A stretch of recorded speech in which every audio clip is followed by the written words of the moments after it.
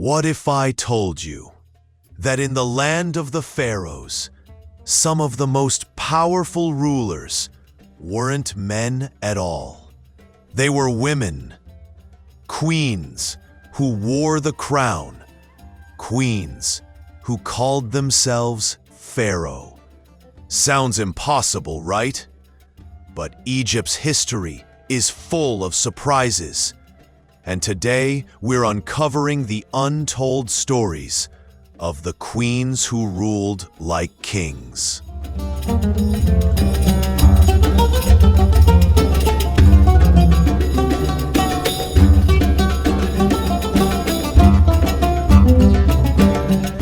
Let's start with a name you probably know, Cleopatra. But here's the twist. Cleopatra wasn't the first female pharaoh. She was the last. Before her, centuries earlier, other women dared to take the throne, and their reigns changed Egypt forever. But who were they? And how did they pull off the impossible in a world dominated by men? The first queen we meet is Sobekneferu. Her brother, the Pharaoh, dies. No male heir survives. Egypt faces chaos. And Sobekneferu, she steps in. She doesn't just act as queen. She declares herself Pharaoh.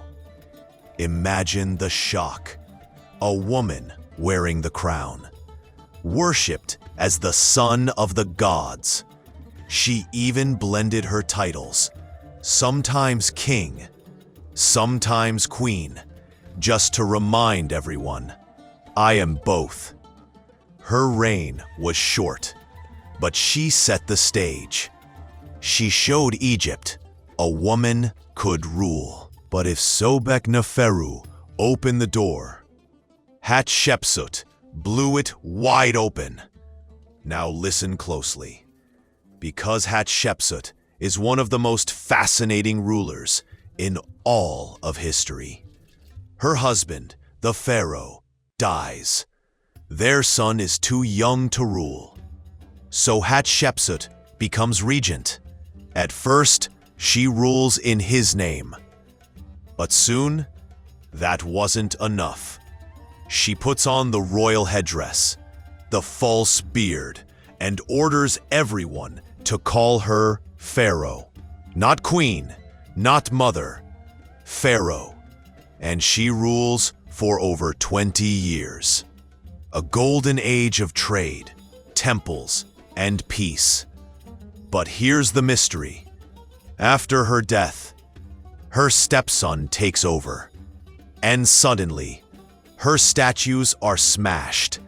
Her name is erased from monuments, almost as if he wanted to wipe her from history. Why? Was it revenge? Or was it fear?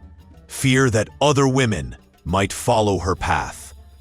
We may never know, but her legacy survived. Even in broken statues, her power still echoes. Now, let's jump forward to the Ptolemaic dynasty, the Greek rulers of Egypt. Here, another queen rises. Not Hatshepsut, not Sobekneferu, but the woman whose name became legend, Cleopatra. Forget the Hollywood version for a second. The real Cleopatra was not just beauty and romance. She was a master of politics, a strategist, and a survivor in one of the most dangerous times in Egyptian history. She spoke several languages. She charmed Julius Caesar, then Mark Antony, not just for love, but for power, for alliances, for Egypt's survival. But her gamble failed. Rome crushed her. Her empire fell, and with her death, Egypt's line of pharaohs ended. Yet, her name never died, because Cleopatra wasn't erased. She became eternal. So here's the question. Why did these women risk everything to take the throne? Some say desperation, no male heirs. Others say ambition. They saw power and they claimed it. But maybe it was something bigger. Maybe they believed Egypt's gods chose them, not as queens, but as pharaohs. And think about it. How rare even today for women to hold absolute power. Now imagine it. Thousands of years ago, it wasn't just rare. It was revolutionary. So what do we learn from the queens who became pharaohs? They defied tradition. They faced enemies. They were erased from history. And yet they still shine brighter than most kings ever did. Sobekneferu proved it was possible. Hatshepsut showed it could last. And Cleopatra, she made sure the world would never forget. But here's the twist. Were they the only ones? Or have other female pharaohs been lost, hidden, buried in the sands of time?